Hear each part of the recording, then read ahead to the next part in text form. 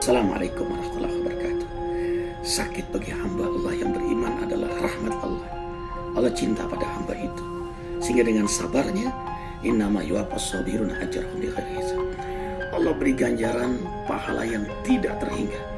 Sakit, ampunan dosa, maghfirah, hatta syaukati syakuha ila kafarallahu biha. Tidaklah duri yang menusuk seorang mukmin kecuali ampunan Allah untuknya. Suntikan impus ampunan dosa.